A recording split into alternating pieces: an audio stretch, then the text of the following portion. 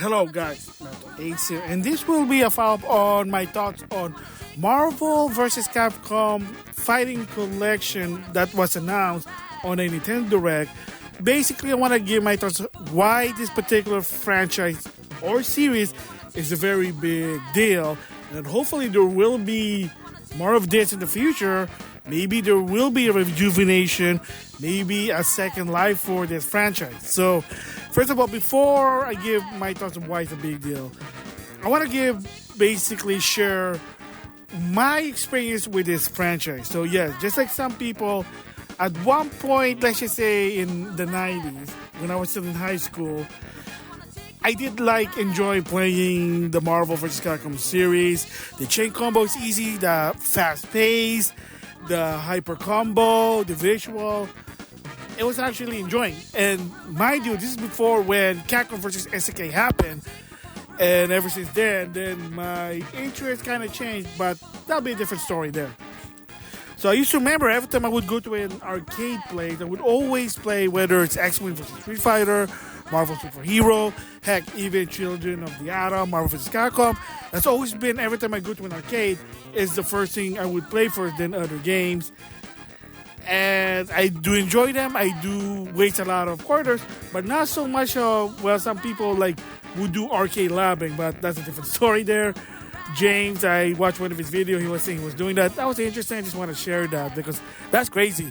I mean, basically, it shows how they're dedicated. For me, I just enjoy playing the game to a point that I try to understand how this game works. Because I believe it or not, in the beginning, I did not know how to play the Marvel vs. series, did not understand about the chain combo, and then later on, oh, this is so easy. And then when it came for the PS1, the EX version, which is, they're not as good, but it is what it is. You get the experience. Mind you, at a time, let's just say that the PlayStation 1 doesn't have a lot of memory than the arcade, but it kind of done the job. Now, in 2024, come on, any arcade game, you put it on the PS4, it's like a mini game, mini ROM, not a lot of gig memory. You get what I'm trying to say there. So anyway, yeah, so to me, also to some extent, it did make an impact in my life. I did enjoy playing fighting game. And I used to even play with my friends about it. All my friends always talk about Marvel vs. Capcom, especially Marvel vs. Capcom 2. And that hopefully someday it'll be on console. And of course they did. And now in 2024, they're going to give a second chance. Yes, it's kind of like what Max said. I'm going to link some of his video because he kind of gave the history behind it.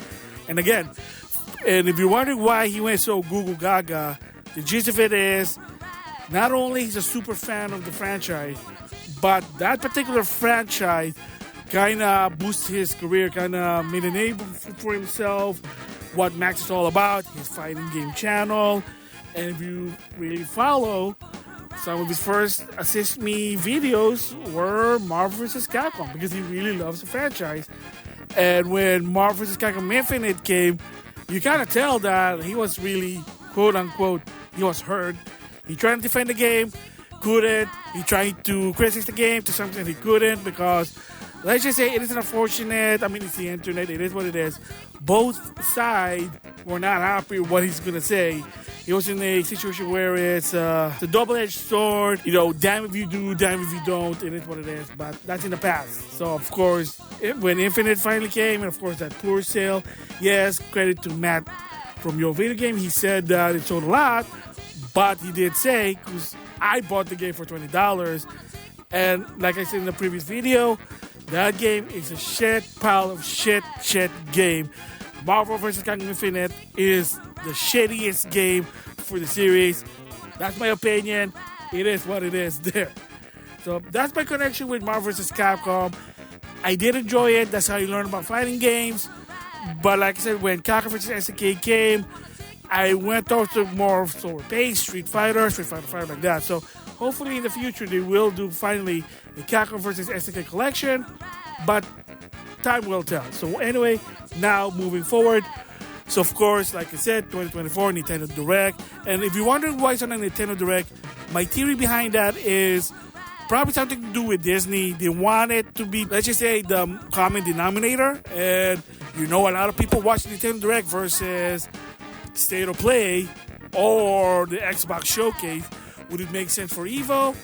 Sure, but probably chances are you probably want to aim with the casual, because whether you like or not, Evo is only for the fighting fanatics, fighting game hardcore, not the casual. They're trying to get a casual. Push get to shove. Nintendo Direct is for the Nintendo fans, but there are casual who technically watch the Direct. It's gonna make sense. Disney, Nintendo, it is what it is there. Doesn't really matter where the announcement is, as long the message is out there, it got exposed, and that's what happened. Now, is it a big deal? A lot of people, yeah. Even for myself, who no longer a fan, I do enjoy those games, but not really fan no more. I'm not an Uber fan, but it is a big deal because, again, it's a Marvel license, a Disney license. After Infinite, technically, Marvel and Capcom were basically part ways. They don't want to do anything with the crossover. That's why some people, including Max said, just do a Marvel engine with just Capcom characters. I don't know why they're not doing it. Whatever, is to each of their own. Because now they're giving it a second chance. That's why a lot of people are pre-ordering the game, including myself. The only reason is I was surprised it's $50. So I thought it would be $60 because you got a lot of people who keep demanding this for 3 years ever since Max did the hashtag free Marvel vs. Capcom 2, because whether you like it or not, I prefer Marvel vs. Capcom 3. I like the button layout. A lot of people, especially for the FGC, the hardcore, the Marvel vs. fan, that Marvel vs. Capcom 2 is the top tier fighting game ever. If you ever put in a tier list, Marvel vs. Capcom 2 is probably going to be a quadruple S on the lineup. It is what it is. Might not say, well, what about part 3? New characters, new graphic, modern take. The characters, even so half the roster's not there. And kind of like what Max said, kind of makes sense.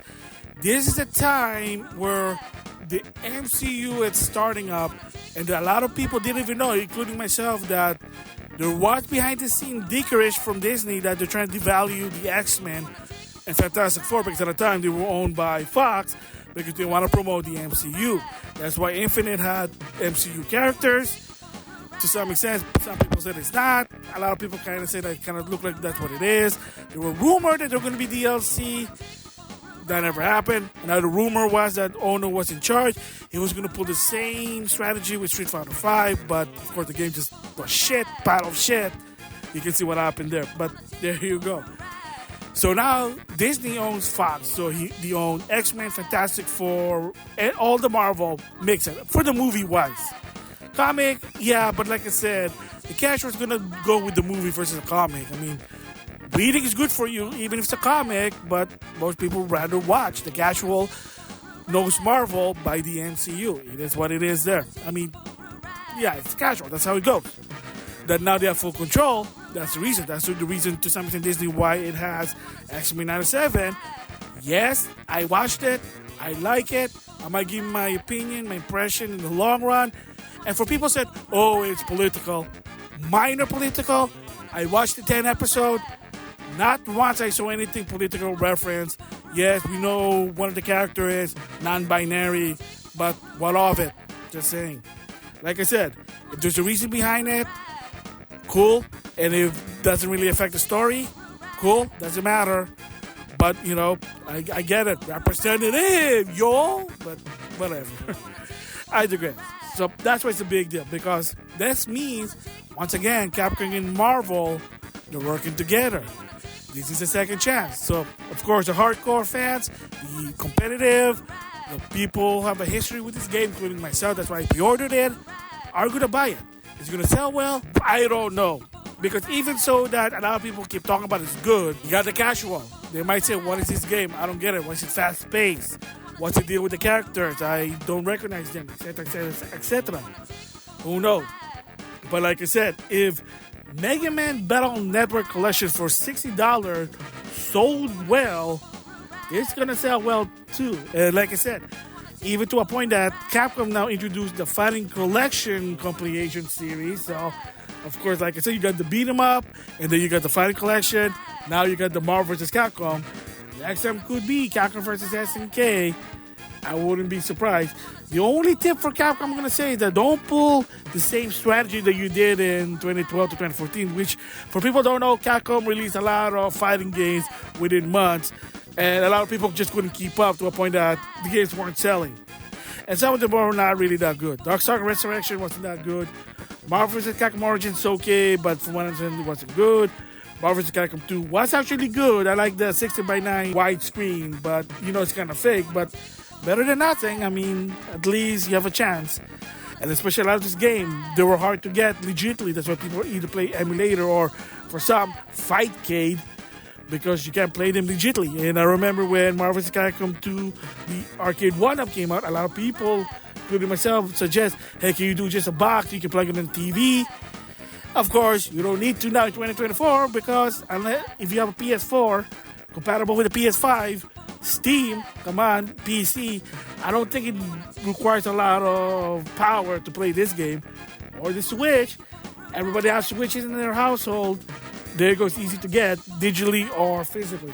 And you might be afraid, they might delist the game. Give it probably 10 years. Mostly a common nicest game lasts for 10 years. Unless the game is so bad that they have to delist it as soon as possible. Most games that are licensed are 10 years from my understanding. But I could be wrong. So again, a second chance. That was a big deal. A lot of people been missing. They want to play this.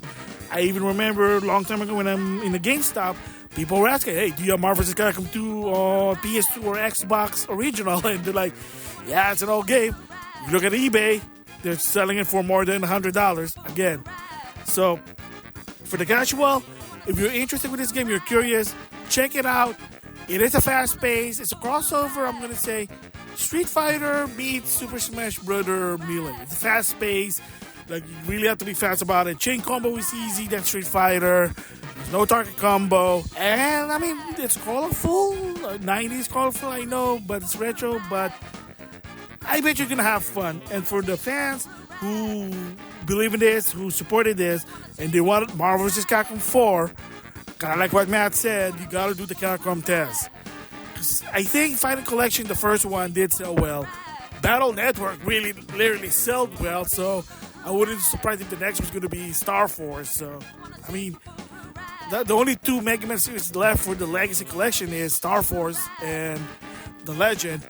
Legend, in my opinion, my guess, going to be interesting since, believe it or not, if you still have a Vita or a PS3, you can actually still buy them on the store, the PS1 version. And I'll be laughing if the Legend series is going to be some sort of remake and then all suddenly Legend Part 3, but that's a different story there. So, whatever. We'll just have to wait and see that one. But what I'm trying to say about the Marvel vs. Capcom Fighting Collection is, if you want a new entry for this game, people did want it because Infinite was shit pile of shit. Like I said, they were doing mods for that game, not for the graphics. And of course, they're adding new character for Ultimate Marvel vs. Capcom 3. But you want something that's legit officially from Capcom, you gotta buy this, you gotta show your support, let your voice be heard, explain to the casual, to the general audience why it's so good about this. Marvel vs. Capcom 2 aged well because even if I play it now on the PS5, because I have a PS5 backwards compatible, it's probably gonna age well. I'm gonna have fun with it. It even has Punisher, so people did want to play that one. So, and Children of the Atom, the last legitimately way to play that was on the PlayStation 1, and the game really just sucked. I played it. Marvel vs. Capcom and Marvel Superhero was Origin. Unless you bought it on the PSN store, yeah, you couldn't really get it. But that was the last time. Same goes with Marvel vs. Capcom 2 Arcade 1-Up. But are you really going to pay $600 for that? Or you want to pay $600 that plays the other game and Marvel vs. Capcom? Just saying that. That's the reason why it's a big deal, because they're giving it a second chance. So hopefully the second chance means a new entry. Maybe not, but at least people talk. And if you want to know about the history like that, I'm going to link to some famous people. I'm going to link to some people who are very in tune to the Marvel vs. Capcom series, including James, Boogie Lord, Matt, and Max from Yo Video Game, because they kind of give you a detail of why this is a big deal. So there you go. And that's the follow-up. Why it's a big deal. Again, support it if you want a new entry. I think there's even a rumor they might do that with Capcom vs. SNK as well. I did buy the Neo Geo Pocket version of those games. I want it to be in the PS4, but as of right now, they don't have it. I have it on Steam. Cool. I have it on the Switch. Cool. Whatever. But the Geo Pocket collection on the PS4, SNK, that would be nice. Whatever. Anyway, that's my thoughts. That's a big deal. With that, I'll see you guys later.